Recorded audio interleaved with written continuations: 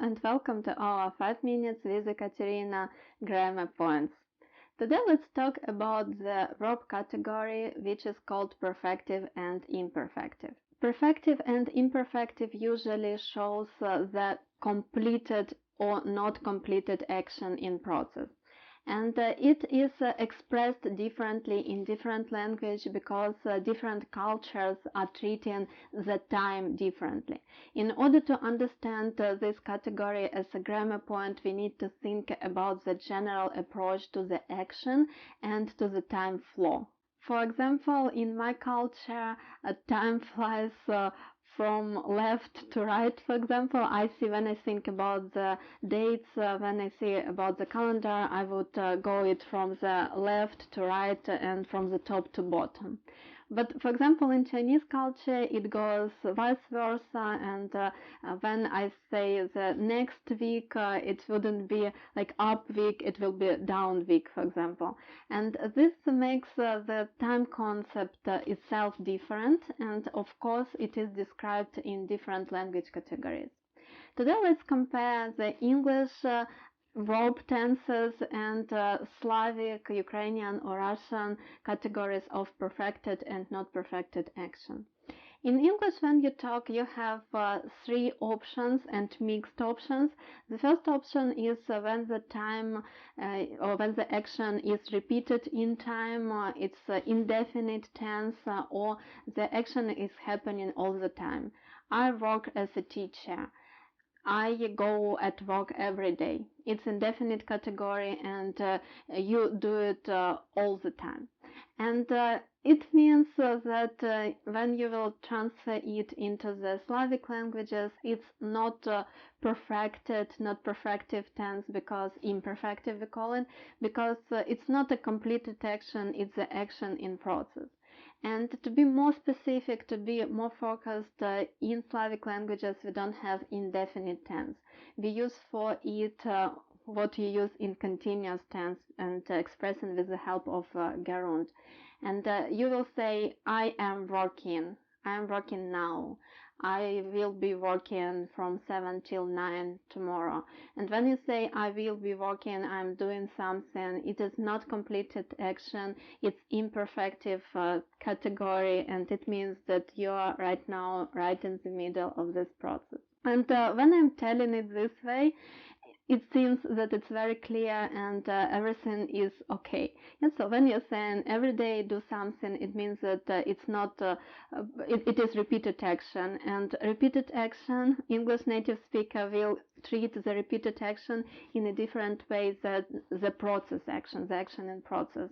For example, I am reading now and I teach languages. It will be different processes and your approach to them differently.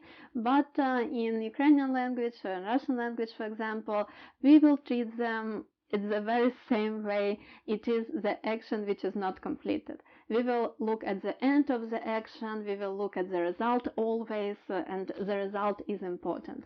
And for English native speaker, either the process is finished or the process has the impact on the next process, or it's now happening is important.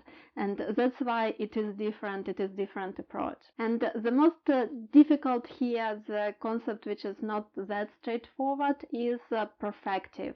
Perfective action in Ukrainian or in Russian, and perfect tense, it's actually very good correlated with the perfect tense in English. When you're saying perfect, I have done this, I'm done with that, or I have lived here, because I have been living here, it's a little bit different, it's mixed situation, but I have lived in Boston.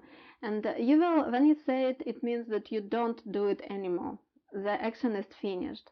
But unlike in English, unlike I've done it, you always mean that something else happened after it, or something else is somehow connected to this situation.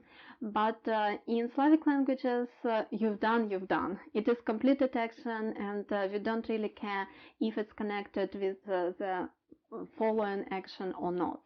So when you say perfect tense, like present perfect tense, we will use perfective tense.